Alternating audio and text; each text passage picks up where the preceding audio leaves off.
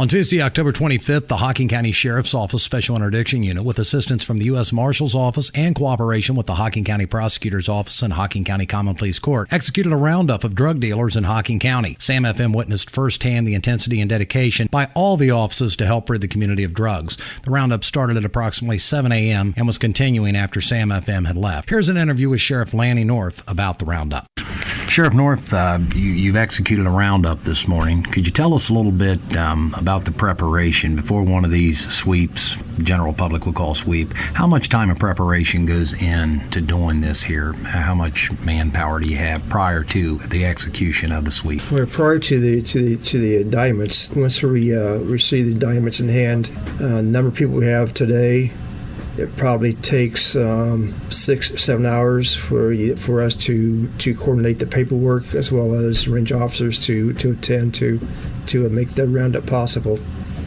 Okay, you do a couple of these a year. I was out today and witnessed firsthand some of the. I had talked to Chief Falkenberg earlier and done an interview, and I guess one of the things that surprised me was because I don't think a lot of the public probably realized that just because maybe the person that the warrants you're searching for, sometimes, like I know at one place today, they weren't there, but the officers still took drugs off the street today that were at that premises. So you guys do get stuff off the street, even if the person's fled or not there. You still get drugs off the street. I mean, sometimes you take stuff in, and I noticed that at one of the houses today that they come out and they had found a bag of pills, and they brought that out. So I guess overall the effectiveness of this, it's kind of a twofold deal. I guess what I'm asking you is, sometimes you don't necessarily get the person that you were looking for because you don't necessarily know they're there, but you guys do yield things like taking drugs out of houses even though maybe that person wasn't there. Well, that's true. We do get drugs out of the house sometimes when the person isn't there. It could also lead to more arrests besides the person we're looking for. The person lets us in to look around could be subject to arrest as well or charges. So it benefits in, I guess, another area that we get the drugs out of the house. There could be additional arrests besides the person that we're looking for. Right. I think most people agree that we've had an influx of heroin over the last few years. We've had drug problems in Hocking County. And I have noticed that the Sheriff's Department, you have the Special Interdiction Unit and all that. You guys are kind of at the forefront in Hocking County of trying to take the drugs out of here. What would you tell any drug dealer today that was listening to the radio? What would your message be to that drug dealer that thinks he's going to set up shop here or he's going to sell drugs here?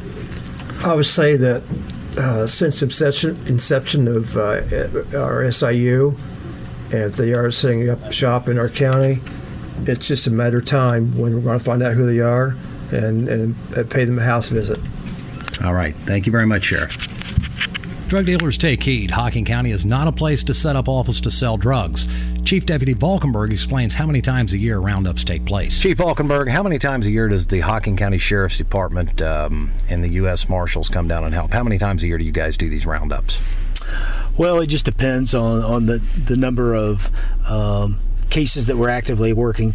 I would say we probably average at least twice a year with these roundups. A lot of times the cases, if they're a little more serious, we'll go ahead and make an arrest before we do a roundup. But when we get several cases like this in close proximity time-wise, calendar-wise together, then we'll just round them all up at once. We believe it kind of makes a statement to the drug dealers and the drug traffickers out there that this won't be tolerated in Hocking County. All righty, Chief. I appreciate it. Thank you. Thank you. Sergeant Caleb Moritz, that oversees the SIU unit, explains in the next interview what the SIU unit does and how you can contact them. Caleb Moritz, you're the one in charge of the SIU unit. Tell the folks out there who see the signs SIU but may not necessarily know exactly what it is the SIU unit does. The SIU, or Sheriff's Interdiction Unit, is a quasi-uniformed directed patrol unit. We handle narcotics complaints, short-term investigations. We also do some criminal interdiction work, such as traffic enforcement, things in that nature. And we're also an investigative unit who is able to help out with just about any case that the sheriff's office has that needs investigation or additional manpower. Okay, I had talked to the sheriff a little bit ago on an interview, and I asked him about the time and preparation to do, like today, you've done this roundup, you've done this sweep, and I'm assuming most of this comes back on you being in charge of this unit, coordinating with the marshals and all this, and the amount of time you put in. Well, what are some of the benefits you see from this, Caleb? Not necessarily just maybe arresting people, but what type of message does this send to people when you folks do this a few times a year? It says that we're not going to put up with the drugs in our community, and it sends a clear message that we're not going to put up with it, not deal with the same people over and over again, and we're going to go out and directly deal with the problems at hand.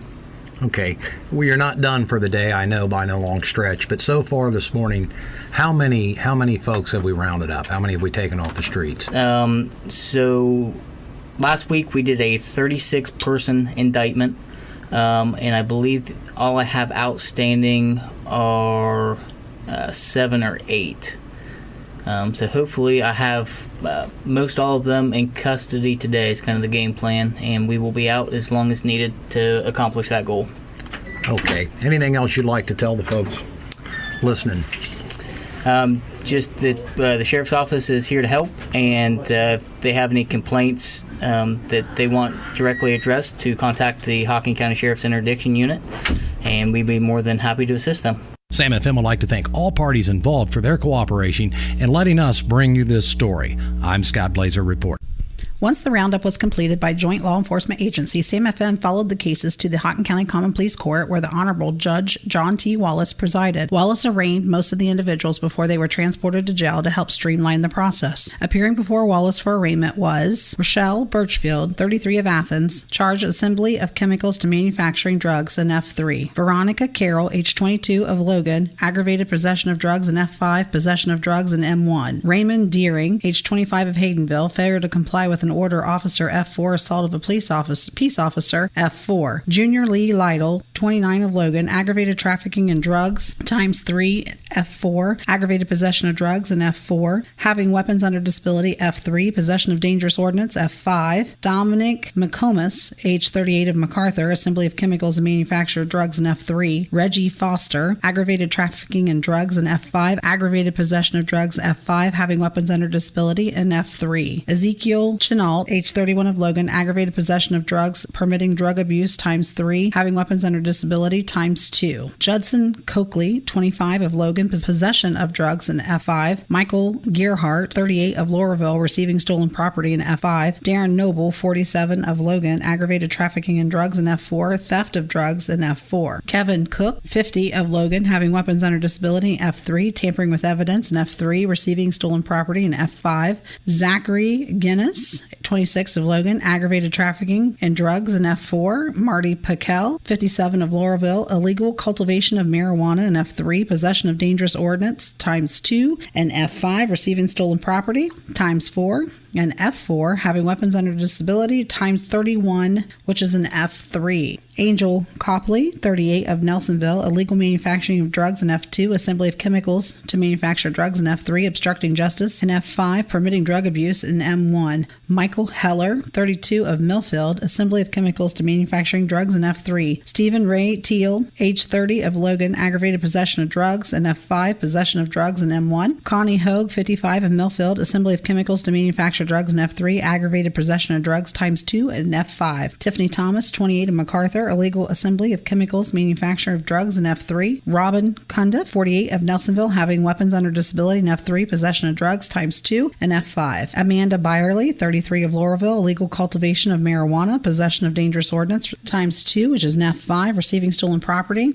×4, and F4. Timothy Cundiff, 57 of Nelsonville, having weapons under disability ×2, which is an F3, possession of drugs ×2, which is an F5. Gary LeMay, 32 of MacArthur, assembly of chemicals to manufacture drugs in F3, aggravated possession of drugs in F5. Jeremiah Riffle, 32 of MacArthur, assembly of chemicals to manufacture drugs in F3, tampering with evidence in F3. We then met up with Hocking County Prosecutor Kyle Henderson. Kyle, can you tell us how many indictments indictments the grand jury handed down last week related to the roundup. The grand jury last week returned 41 indictments for various drug-related activity, as well as some crimes of violence, as well as property crimes. But I do not have a final tally because the roundup's ongoing. Roundups are very important to law enforcement techniques. Often when these individuals are rounded up, we do remove a substantial amount of additional drugs from the street, and that's important to my office as well as the Sheriff's Department and participating agencies. Often individuals that are obtaining these charges, a significant number of them were out of county. That makes it difficult. These individuals are not necessarily at the same place that they once were, so that's always difficult because a lot of them